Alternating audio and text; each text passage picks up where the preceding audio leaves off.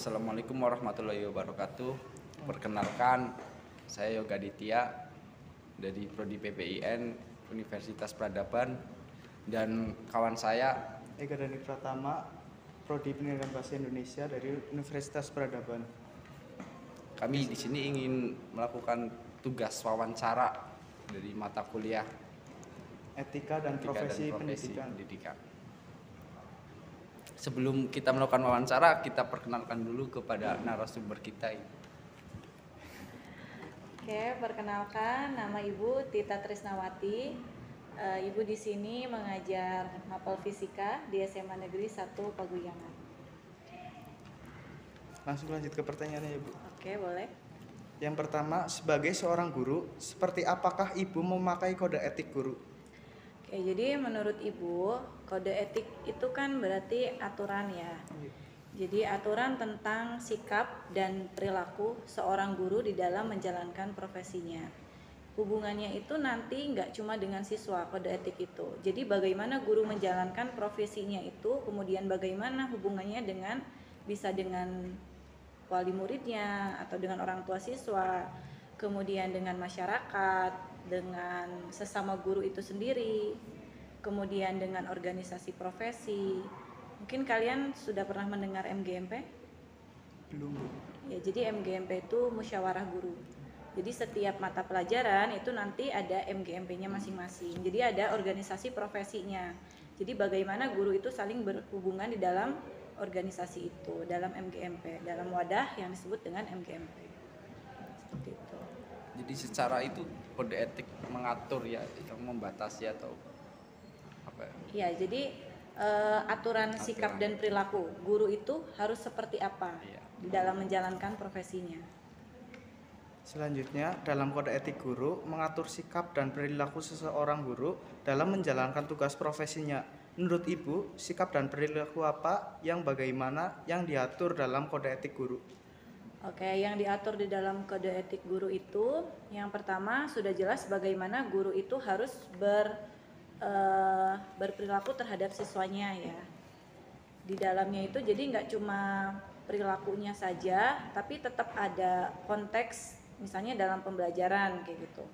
Jadi guru itu ya harus mempersiapkan pembelajaran itu dengan baik kepada siswa itu. Misalnya dengan menyiapkan kurikulum, jadi guru itu harus tahu kurikulumnya dulu. Setelah itu, guru juga harus bisa menyampaikan materi dengan baik, menyampaikan model-model pembelajarannya. Jadi komunikasi dengan siswa itu juga harus baik kayak gitu. Pokoknya ya aturan-aturan selain ke siswa juga nanti ada ke wali murid atau orang tua kayak gitu. Ke wali murid juga harus ada hubungannya. Jadi jangan lepas tangan aja. Misalnya guru ya udah hubungannya cuma dengan siswa, tapi tidak seperti itu. Ada dengan masyarakatnya juga. Yang selanjutnya, menurut Ibu, apakah sekarang ini para guru di Indonesia sudah menunaikan tugas profesinya sesuai dengan kode etik guru? Menurut Ibu sudah ya, karena kalau sekarang itu kan kode etik itu kalau mungkin zaman dulu kalian pernah mendengar di sekolah ada guru yang melempar kayak contohnya penggaris atau penghapus gitu kan. Kalau sekarang pernah nggak? Enggak ada. Iya, malah sekarang tuh kalau misalnya kayak sebenarnya guru mungkin ada gitu ya beritanya. Guru tuh nggak sengaja mungkin kayak si anak tuh ngerasanya dipukul atau gimana. Padahal enggak, tapi dilaporin kayak gitu kan. Padahal kan di dalam kenyataannya sekarang udah nggak ada kekerasan seperti itu. Jadi kayak ya guru sudah benar-benar menerapkan kode etik yang seharusnya itu seperti apa. Dan katanya kalau bilang muridnya bodoh juga udah nggak boleh ya Bu ya? Udah nggak boleh. Ibu tuh di kelas ketika ada anak berpendapat itu ibu nggak pernah bilang jawabanmu salah. Jadi jangankan kata bodoh ya, mohon maaf nih sebelumnya. Ibu menyalahkan jawaban siswa aja nggak pernah. Jadi pasti ibu bilangnya jawabannya kurang tepat. Ayo kita benerin lagi, kita tambah lagi nih pendapatnya kayak gitu. Jadi udah nggak boleh. Kamu tuh bodoh, itu jawabanmu tuh salah. Masa kayak gitu aja nggak bisa kayak gitu. Kita nggak bisa nuntut siswa itu. Semua siswa, misalnya ibu ngajar fisika ya, semua siswa di kelas tuh harus bisa fisika, itu ibu nggak bisa kayak gitu. Jadi kita harus memahami karakter setiap siswa itu beda-beda, punya kemampuan dan kelemahannya sendiri-sendiri. Selanjutnya, sebagai seorang guru harus berusaha menghindari kekerasan fisik di luar batasan kaidah pendidikan. Bagaimana Ibu memaknai pernyataan tersebut? Oke, itu udah sedikit disinggung tadi ya, yang tentang kekerasan. Menurut Ibu pribadi, pengalaman Ibu menjadi guru di SMA Negeri 1 Paguyangan itu sama sekali nggak ada kekerasan fisik itu. Bahkan kita, apalagi pandemi ini ya, kita salaman aja kan udah nggak ada ya sekarang tuh sama siswa. Jangankan melakukan kekerasan fisik kayak gitu, bersentuhan aja tuh enggak. Dan memang setahu Ibu kekerasan fisik tuh sudah lama udah nggak boleh. Dan sebenarnya kalau boleh dibilang dari dulu juga Ibu nggak setuju ada kekerasan fisik tuh. Kenapa harus pakai kekerasan? Jadi menurut Ibu ya itu udah nggak ada lah. Selanjutnya, apakah guru memiliki peran penting dalam kesuksesan tingkat belajar murid? Kalau peran penting kesuksesan itu kan juga gimana muridnya ya. Iya. Tapi kalau ada peran gak nih guru? Ya menurut Ibu ada. Perannya itu yang paling utama kalau menurut Ibu itu bagaimana guru itu bisa memilih model pembelajaran yang tepat. Kalian kan juga calon guru ya.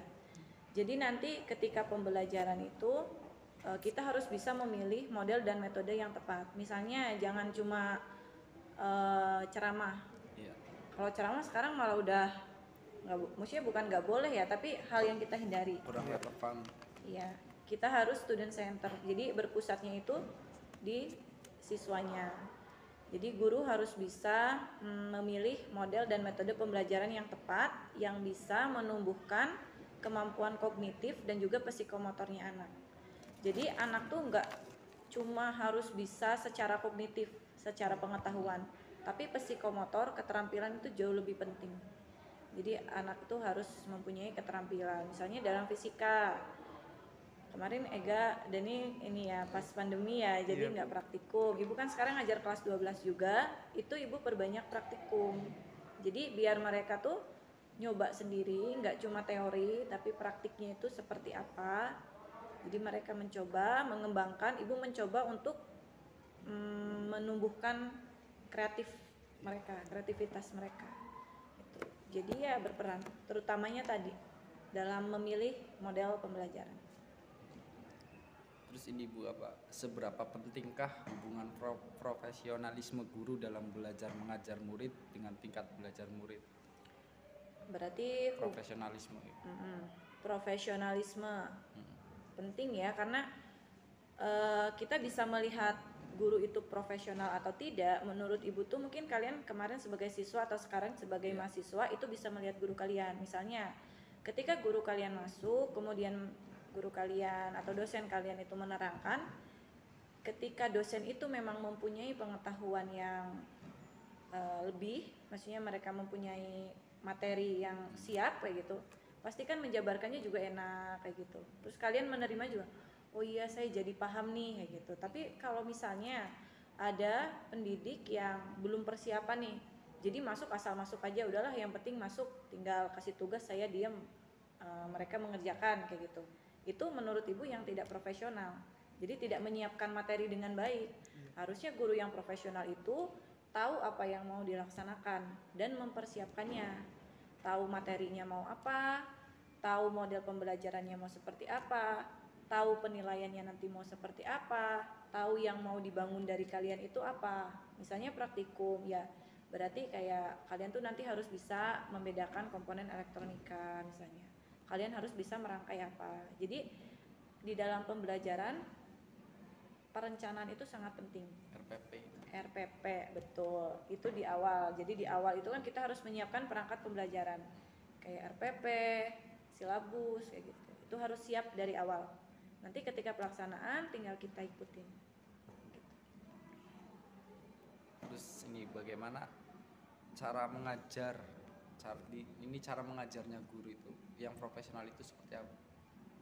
Mungkin agak mirip sama yang sebelumnya ya. Perencanaan. Jadi perencanaannya tuh harus jelas. Mau ini siswa tuh mau belajar apa, materinya apa, kemudian nanti mau dilaksanakannya tuh kayak gimana modelnya. Model pembelajaran. Betul. Jadi perencanaannya harus matang, kemudian pelaksanaan. ketika dilaksanakan itu juga mau seperti apa, dan terakhir itu ya hasilnya, evaluasi. Kan kalian harus selalu ada evaluasi ya. Iya. Evaluasi itu nggak selalu harus tes ya, bisa dengan misalnya ada project, hasilnya itu mana kayak gitu. Itu sebagai bahan evaluasi. Terus sejauh manakah seorang guru menjalin kerjasama dengan orang tua atau wali murid dalam menjalankan profesinya? Oke. Kalau sepengalaman Ibu ya, kalau menjalin hubungan dengan wali murid atau orang tua itu mungkin lebih ke wali kelas. Kalau misalnya guru itu biasanya kayak gini runtutannya. Misalnya Ibu ngajar di kelas 12 MIPA 1. Iya. Nah, di kelas 12 MIPA 1 itu ada anak yang mungkin agak bermasalah gitu. Mungkin sering telat atau misalnya jarang masuk gitu. Nah, guru mapel itu melaporkan ke wali kelas. Baru nanti wali kelas itu kerjasama dengan BK. Iya. Baru nanti ditindaklanjuti. Ini mau seperti apa? Kalau memang anaknya susah, misalnya dihubungi susah anaknya, kita lewat orang tua. Orang tuanya dipanggil dulu ke sekolah. Jadi ada surat panggilan. Nah, nanti kalau misalnya udah ada surat panggilan, anaknya juga dibina, misalnya masih seperti itu, berarti ada kunjungan ke rumah. Kayak gitu. Jadi kalau yang berhubungan dengan orang tua itu lebih ke Kesiswaan. ya wali kelas, BK dan kesiswaan. Dan Ibu kan juga wali kelas juga di sini. Ibu selaku wali kelas itu mempunyai grup. Jadi grup khusus orang tua. Jadi kalau misalnya besok ada libur nih, Ibu nggak menyampaikan hanya ke siswa, tapi juga ke orang tua. iya, ke orang tua. Karena Ibu khawatirnya kalau orang tuanya tidak diberitahu, anak itu main. Iya. Kayak gitu. Jadi mungkin itu cara Ibu menjaga hubungan Ibu dengan wali murid atau orang tua dengan membentuk grup wali kelas. Terus ini pertanyaan terakhir Bu, menurut pendapat Ibu, bagaimanakah maksud pernyataan bahwa guru bekerja sama secara arif dengan masyarakat untuk meningkatkan prestis dan martabat profesinya?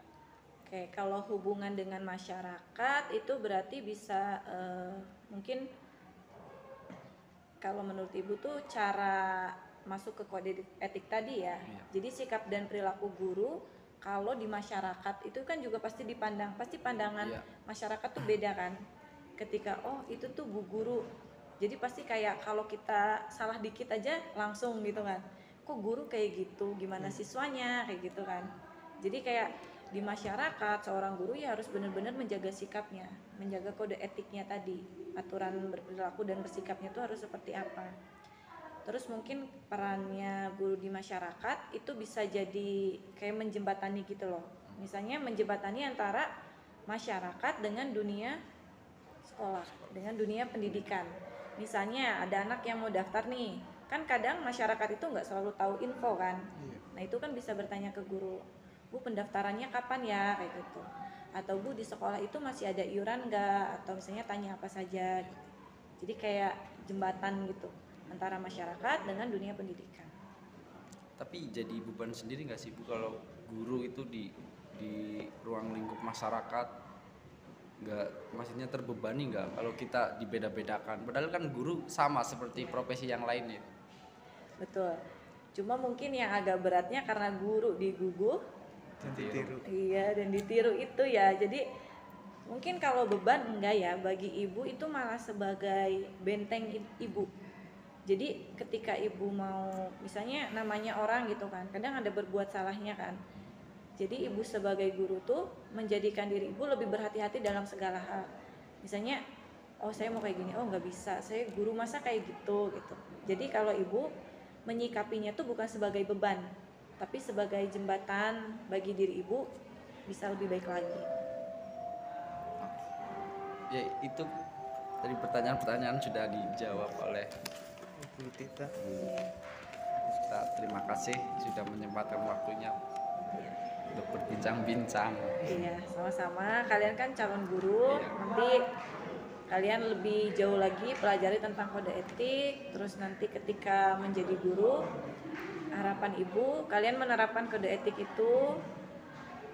Kalian pelajari dari guru dan dosen-dosen kalian, yang baik kalian ambil. Kalau misalnya ada yang kurang baik, berarti kalian harus bisa lebih baik dari guru sama dosen kalian. Karena guru dan dosen kan juga manusia. Seperti Sukses selalu Iya. untuk Iya. kalian berdua. Siap. Terima kasih, sekian dari kelompok kami. Bila ada kekurangan, memohon maaf. Bila kita hidayah. Wassalamualaikum warahmatullahi wabarakatuh. Waalaikumsalam warahmatullahi wabarakatuh.